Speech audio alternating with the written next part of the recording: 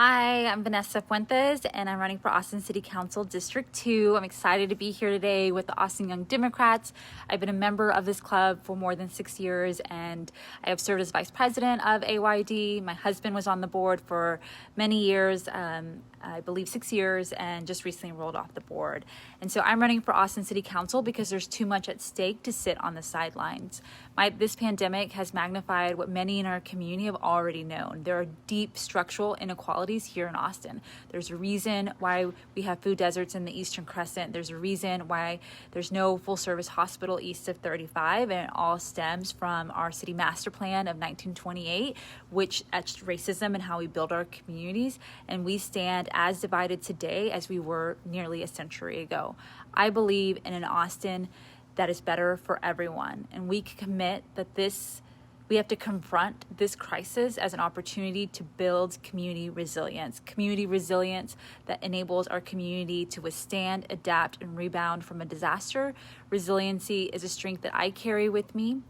I grew up in an immigrant family and was able to beat the odds and become a first-generation college graduate, and then forge a career in public service, working at the state capitol and then working for a nonprofit for the last 6 years.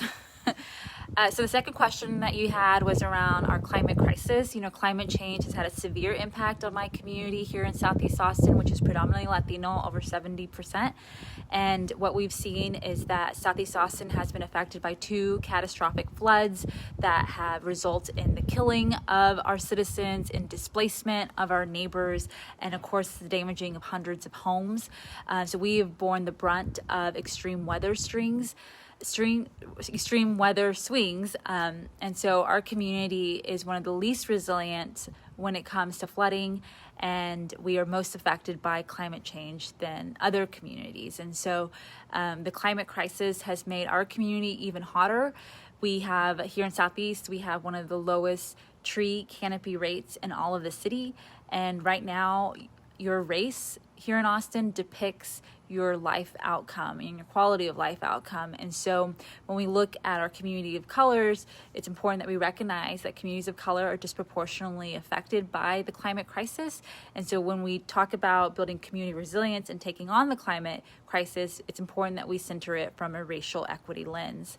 The third question was about affordable housing and the intersectionality of these issues of racist patterns of development and displacement. And so one thing I wanted to say is that the city of Austin is currently facing one of the most severe affordable housing crisis in our city's history. Not surprisingly, those who live in poverty are the most significantly affected. The supply of low-income housing has shrunk. Rents have continued to rise, all the while lower-income Austinites have experienced slow or stagnant wage growth.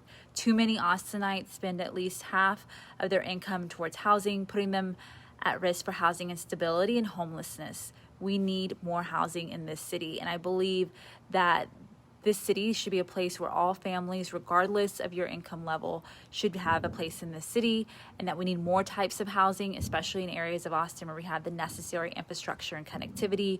I believe we should focus our land development code changes on the central corridors, along transit corridors, yet I'm very concerned about how this impacts our low-income communities of color, and we need real affordable housing in all city council districts.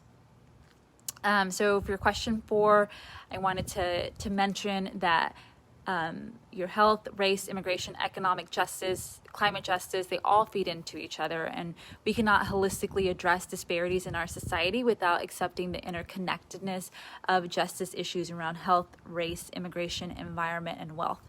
For example, the Black Lives Matter protests have changed dramatically how our city's commitment to taking on institutional racism.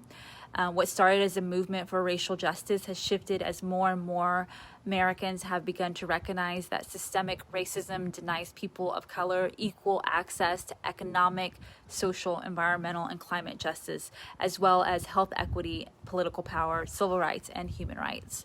Black and brown Americans are suffering the most of the pandemic, just like we have suffered the most from air pollution and the rollback of environmental standards by the Trump administration.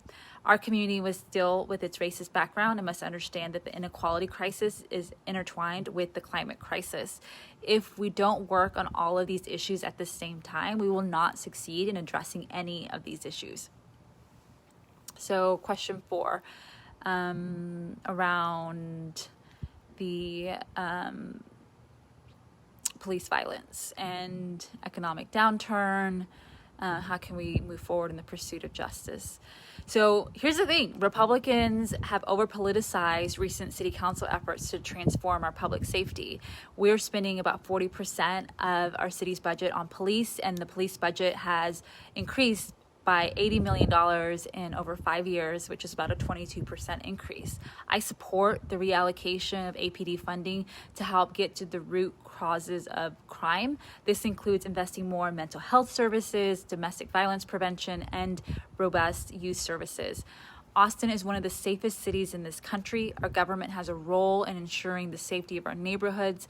The fact of the matter is that our Black and brown community feel over-criminalized because of the color of our skin. A recent report showed that the majority of officer-involved police shootings happen in Southeast Austin, a majority Latino community that I'm looking to represent. I will focus on ensuring that the city continues to be a safe place for all of our residents as we deliver public safety. Thank you.